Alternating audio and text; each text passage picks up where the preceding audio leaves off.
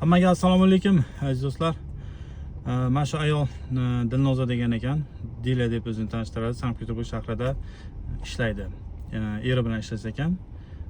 O'g'li O'zbekistonga ketibdi, topolmayapman, erini topolmayapman. Bu ayol ko'p insonni ishlatib, pulni bermas ekan.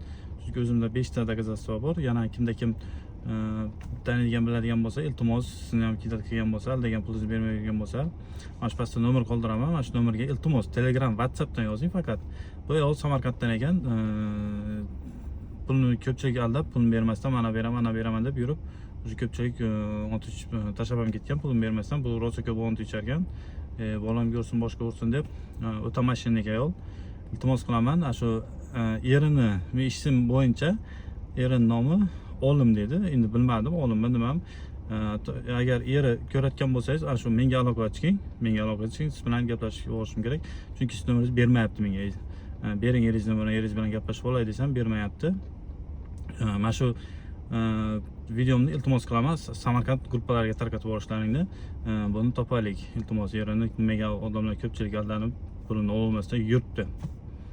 Hammaga rahmat.